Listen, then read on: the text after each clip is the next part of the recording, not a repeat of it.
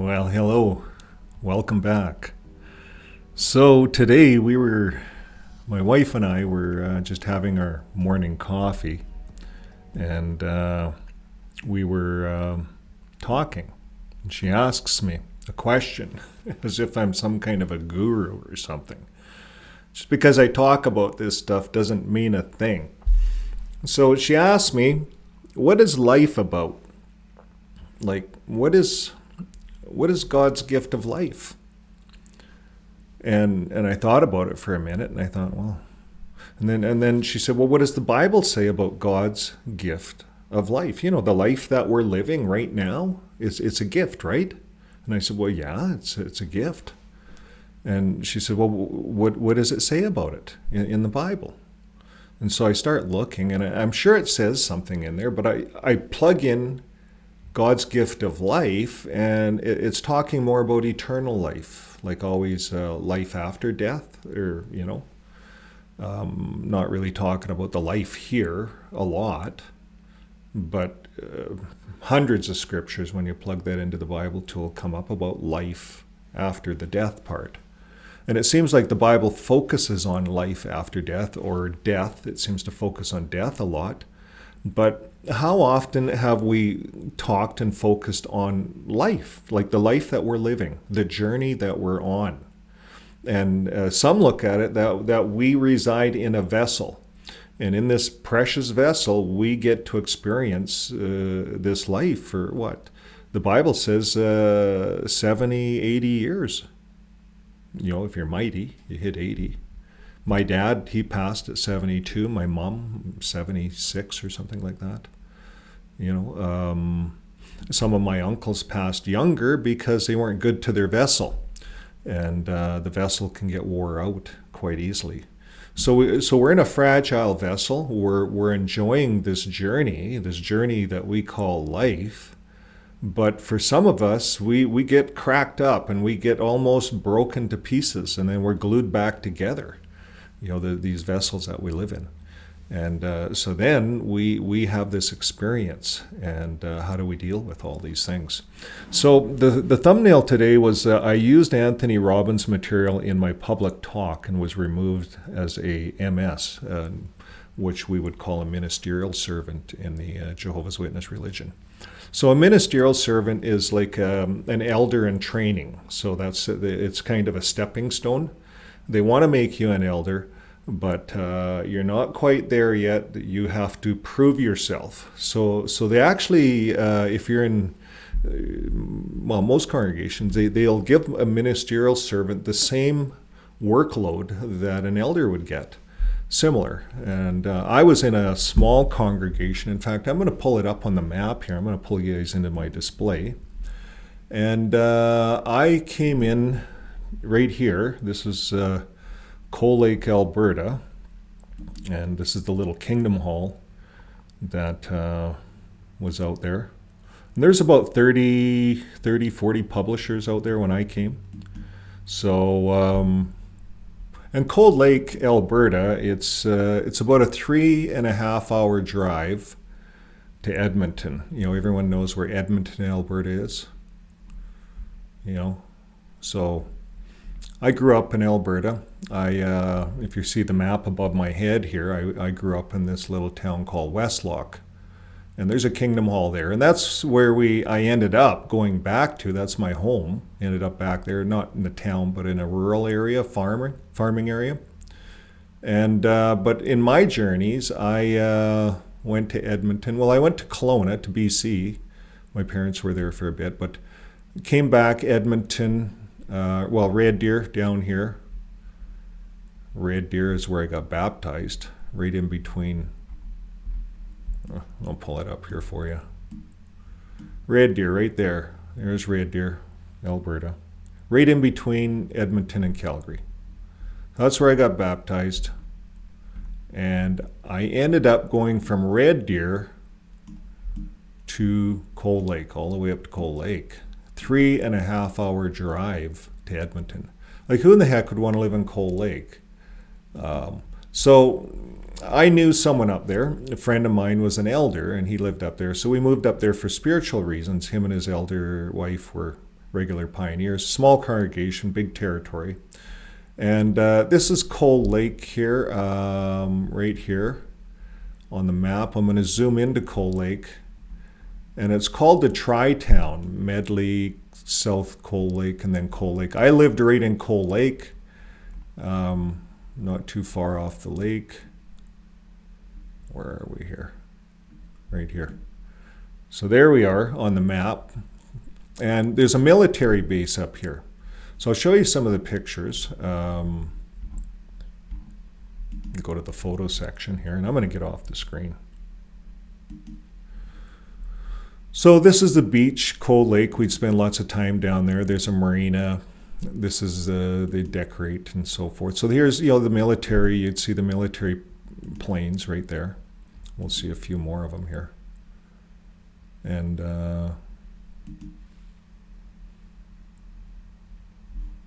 where's this? There's winter, cold winters, but there's the sandy beach, very nice beach. The congregation would spend lots of time, down there, frisbee, whatever. But the water was cold. Holy smokes, was the water ever cold? So you wouldn't want to go in the water, But we did, we'd go in the water. And there's your military. Go on the way to the military base. And that was a special territory. I was serving as a ministerial servant, so I got to, and I was auxiliary pioneering. So I got to go out there with an elder. And then the beach, more military stuff. We used to go to the air shows, and the lake would get rough. It's like an ocean. You can't see the other end. It's 300 feet deep. There's a skyline. It goes a long ways. I'm going to get out of the picture here. And it's it's a beautiful town. There's an indigenous side to the town. And we used to go out there. It's First Nations, Cold Lake First Nations. So there's a territory out there, and there's a Métis settlement as well. This is the marina and some more jets. So that's it for the pictures. I'm going to come back on the screen.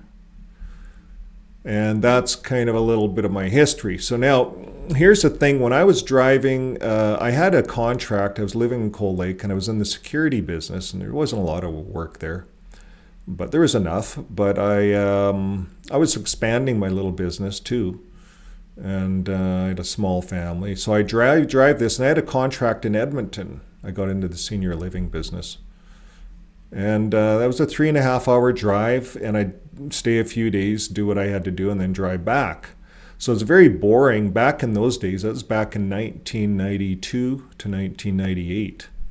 And back in those days, what would we have? A cassette tape in our vehicle. So I was watching TV one night, and there was an Anthony Robbins commercial on TV selling these cassettes. And it was about all these different things, faith, love, joy. It was back in the 90s, right? I couldn't even find that online, but the thumbnail is close to what it is. It's some kind of a unlimited power. It's always unlimited power with Anthony Robbins, and they're expensive. They're his stuff. But anyways, I was making this drive, and I had this thing of cassettes. And I kept playing them back and forth, every time I had to commute. And I was a ministerial servant. I was auxiliary pioneering, running my own little business. And I'd get out in the service, and I started being more positive in the ministry. And I started using some of his techniques. And they were really catchy. I'll show you some of the techniques. I think they're good. Identify your problems, but give your power and energy to solutions. So if you really think about that, he'd do a whole talk on that. Identify your problems. So, as ex-Jehovah's Witnesses, well, it's easy for us to identify our problems, but you can use this with anybody. But what do we do with our power? We only have so much power inside of us. What do we do with it? And our energy. Well, if we put that towards solutions, then we're going somewhere. Sorry for bumping that thing. Now, here's another one. A real decision is measured by the fact that you've taken a new action. And if there's no action, you haven't truly decided. Your past does not equal your future. I like that one. Our past, it doesn't equal what's going to happen in our future. Because our future, we determine, right? For changes to be of any true value, they've got to be lasting and consistent. There's a good motto, right? We have to, what do they say, 28 days to make changes consistent? So we have to build a pattern, and that takes some work. Now, your life changes the moment you make a new congruent and committed decision. So it's up to you and me, up to each of us as individuals to make that decision. If we want to change our life, we can change it. I did. Takes a little bit of work. Now, if you do what you've always done, you'll get what you've always gotten. So if we just do what we've always done, we're in that pattern. That's what tomorrow's going to be like. We're going to play the same record. So if we want to change the record, we've got to break it and scratch it out at least. Or build a new record, better yet, build a new record. Now, setting goals is the first step in turning the invisible into the visible. So write it down, make a roadway. If you want to be here, and focus on that. And what you focus on is usually what you achieve. In fact, I think I learned it from Anthony Robbins. I don't know. I learned so many things over the years. But when you go for a drive, if you can vision where you're going, a long drive, and I used to drive these 3.5-hour drives in traffic, and it got boring and monotonous. And but I'd focus on getting home. I'd focus on my little paradise at home, my 2 kids, and so forth, and maybe the lake. I don't know. But I'd focus on getting home. And I'd always get home. And deer would cross the road, and I'd hit the brakes at the right time, swerve the right way. Lots of close calls, but I always got home safely. You just put that in your mind. So never go for a long drive home if you just had a big fight with your wife or something. That's the last thing to do, because you're going to hit that deer for sure, or worse. That's how the mind works. It's powerful. So this is some of the things I was learning when I was doing this Anthony Robbins stuff. But setting goals is the first step in turning the invisible into the visible. And the only problem we really have is we think we're not supposed to have problems. That's our only problem. We got to get over ourselves. Problem calls us to higher levels. Face and solve them now. So you see, folks, all of our problems that we've had as ex-Jehovah's Witnesses, they pull us to a higher level. Because without having these problems, how could we think and reason like we do today? It pulls us to a higher level of consciousness, you see. Now, I challenge you, and this is Anthony Robbins, to make your life a masterpiece. I challenge you to join the ranks of those people who live what they teach and who walk their talk. Tony Robbins. So quotes have the depths of oceans, vastness of the skies, and package of unlimited inspiration in them. And they wire us with momentary strength at times and lifetime inspiration at other times. So I know I went through some tough times, but so I was using this stuff in the ministry. And like my wife asked me about the gifts of life. That's a tough one to get that out of the Bible. And I know you guys will. But here's how Anthony Robbins puts it. And you can go to his site. I'll put this link in here. And you can listen to him here. But I don't want to play him because I'll get a copyright. But number 1, the gift of gratitude. Gratitude is the single most important practice you can add to your life. As Tony says, when you are grateful, fear disappears and abundance appears. So when you fill your mind with gratitude and thanks, there's no room for negative emotions. And you will live in the state of beauty and positivity, bringing light to everyone around you. And the universe will respond in kind. So this is the one back in the 90s. He had a cassette tape about faith and fear. So he says the opposite of faith is fear. And he gave lots of real life examples, like driving down a road And, the only thing that's separating us is a little dotted line from someone coming this way, and you're going that way. And, what if they reach for a coffee? What if they drop their cassette tape? Because, they're listening to Anthony Robbins and they're putting the next one in and they swerve, right? What gives us the faith to drive on that road? Well, because we have faith that other human beings are like us. If they drop the tape, they're going to pull out to a pull-out, get out and get the tape and safely, right? We have that faith. But we also have the fear that someone could maybe swerve our way. So there is some risk. But we still drive, and we still have faith. Many of us have had accidents, but we have enough faith to get out of our house, hop into that car again, and drive again. What gives us that faith?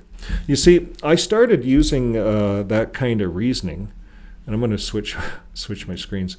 I started using that kind of reasoning at some of the Kingdom Halls. So I signed out, I was a ministerial servant, and I signed out an outline on faith. And so I went up, and I did it in our own Kingdom Hall, and I was listening to these tapes for months. And I was auxiliary pioneering, and we were placing the Live Forever books at the time, and I was just having really good placements, really good Bible studies. And we just talk with people. I'd get into all kinds of discussions. And so people were, I guess, taking notice. And, the brothers gave me a public talk. I got to choose all the outlines. I chose this one on faith because it was right in line with what I was learning on these road trips I was taking. I was learning this through Anthony Robbins. So I was reading the brothers' outline, and I thought it was a bit dull and a bit boring. And so I beefed it up a bit. I used some of Anthony Robbins stuff. And so I used the outline from the society and beefed it up a bit. And I'd start my discussion out by ripping up my notes. And I'd have two sets of notes, by the way. But I'd rip up my notes, and I had a garbage bin, and I'd asked the brothers, I need a garbage bin as my only illustration. So I'd rip the notes up, I threw them in the garbage right beside the podium, and I went about to give my talk. And I got about, 5 minutes in, and I couldn't remember what else to say. And so I looked around, and I was trying to think about what to say, because I said, here's how I started. I said, if I've got faith, if I got faith in God, if I have enough faith in God, I should be able to give this public talk. It's only 45 minutes. I should be able to give it without notes, right? And give it from my heart.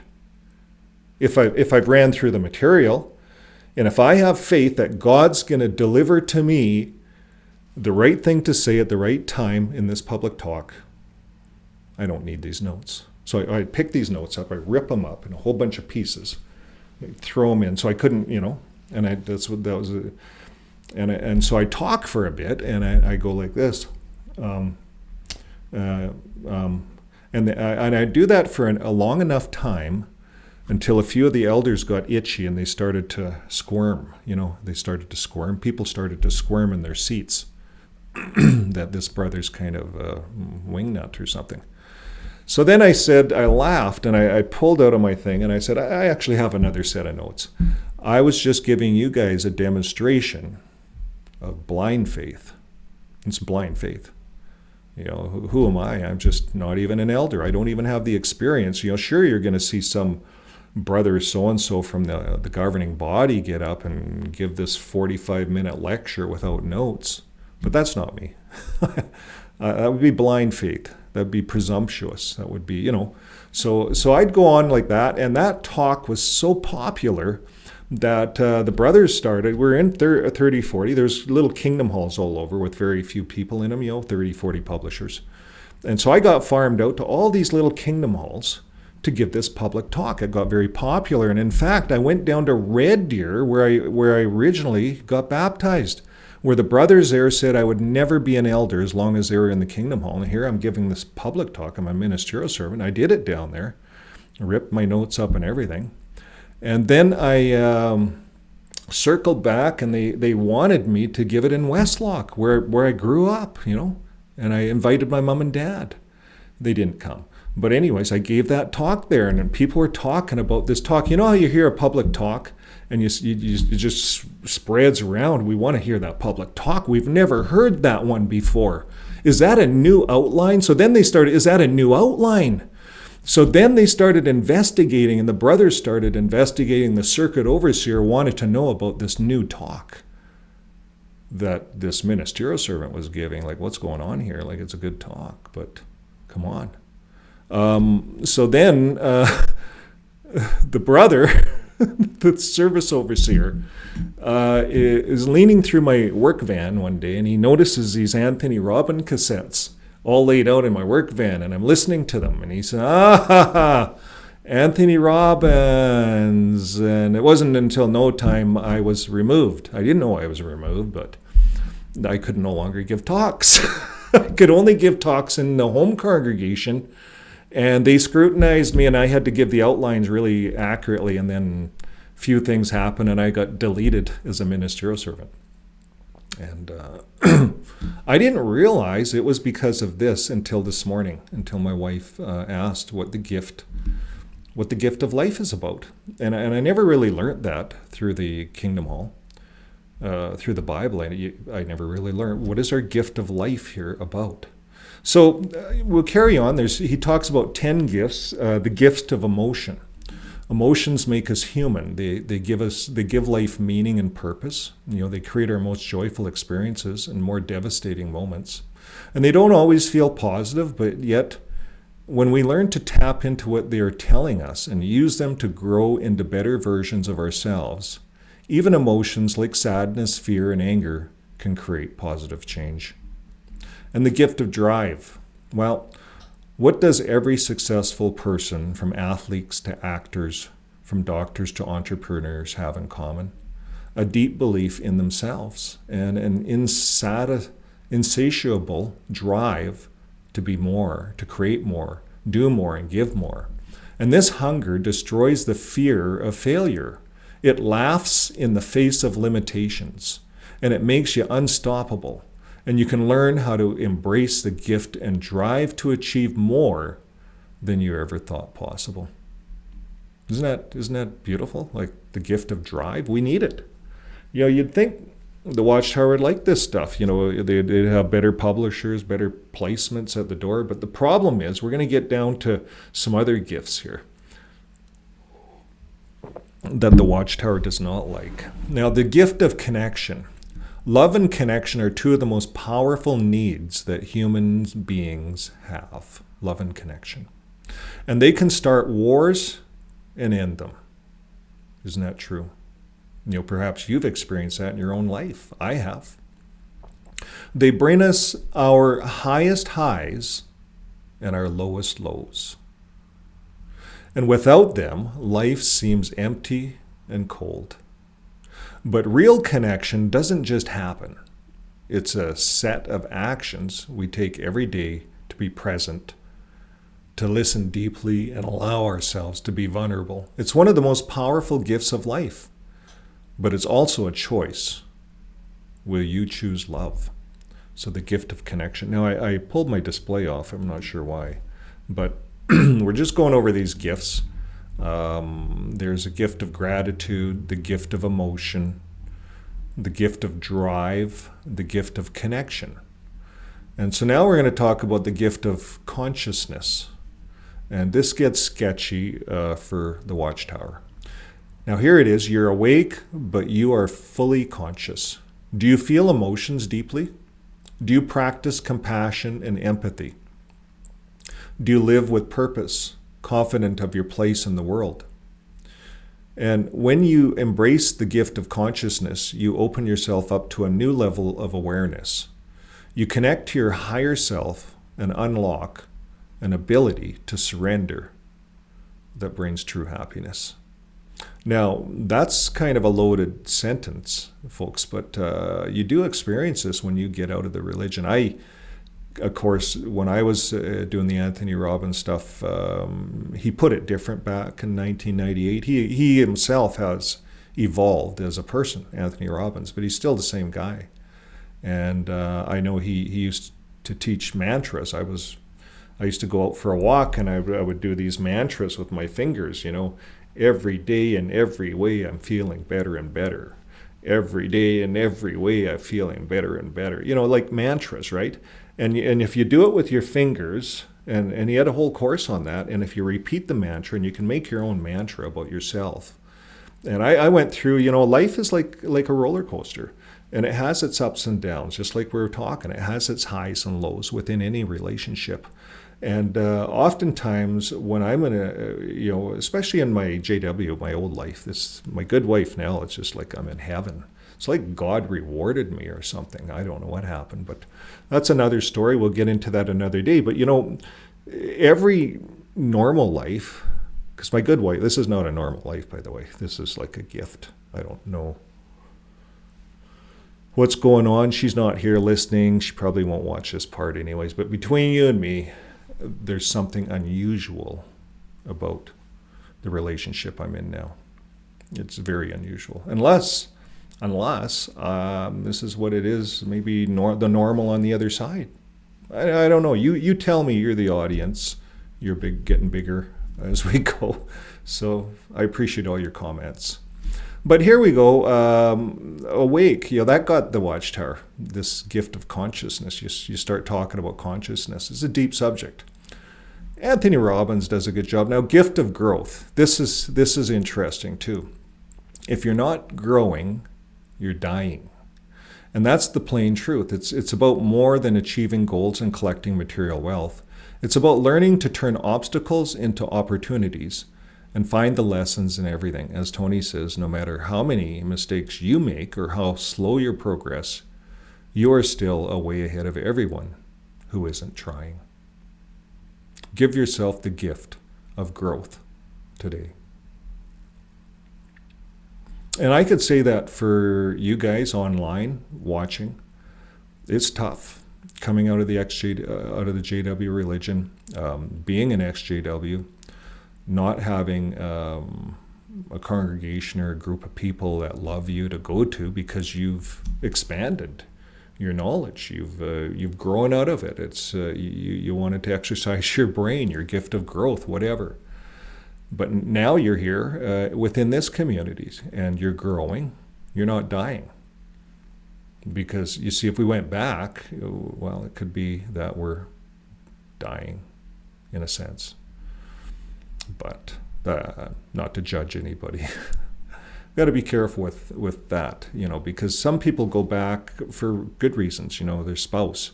So if you have a good relationship in the religion, and that happens every day where you have unbelieving spouses, nothing wrong with that. Now, the gift of grace. Grace is a guiding force among the gifts of life. It shows up when we need it and when we least expect it. It's given for no reason at all, and it exists with or without you. And some call it luck, and some call it God. And you know what, when you feel it, it's a sense of awe and wonder for the small things in life. And when you learn to recognize and embrace the gift of grace, you can pass it on to others and change the world. And I think being in religion, being spiritual, going door to door, whether we want to say it was right or wrong, but ourselves, I know when I was going door to door, I was out there trying to help people. The gift of grace. There's a certain feeling you get. You feel like God's backing you. There's a certain something. At least that's what I experienced through a lot of my journeys. Now, the gift of presence. We're not just here to take, we're here to give. And that's what makes us feel alive. Giving is the ultimate gift of life. And you don't need money or special skills to do it. And the best way to give to others is to be fully present. Yeah, just to be present, not to be off dreaming about Armageddon or the end or the wicked system of things, but to be present. To look around, smell the roses, as they say, right? And to give deeply of yourself, your time and attention. So the gift of presence, of experiencing every moment fully, is also the greatest gift you can give yourself. I always tell people, go down to the food bank. They always need volunteers. The food bank is the most They're five-star charity organizations for the most part, most food banks. And you can look online in the country that you live. But the food banks help people. And if you're ever in a situation, the Watchtower sends you to the food bank because they don't have their own food bank or their own charity that manages distributing food to the poor or the hungry. They don't have that. So that's usually what happens. Now, number 9, the gift of forgiveness. Forgiveness can be one of our greatest challenges in life, and it isn't easy to forgive those who have hurt us. And it can be even harder to forgive ourselves. And when you trade your expectations for appreciation, you will realize that forgiveness isn't a gift you give others. It's a gift you give yourself. It is freedom from blame and anger and pain. It is the ability to learn from the past and let it go. Forgiveness. So that's a gift that we give ourselves. We have to forgive ourselves. Sometimes we wonder, well, all of these things, I spent 30 years in it. And we have to forgive ourselves. It's not a big deal. We move on. We use this as an experience. Now we become gurus as XJWs. That's what we do. Now, the last point here is the gift of joy.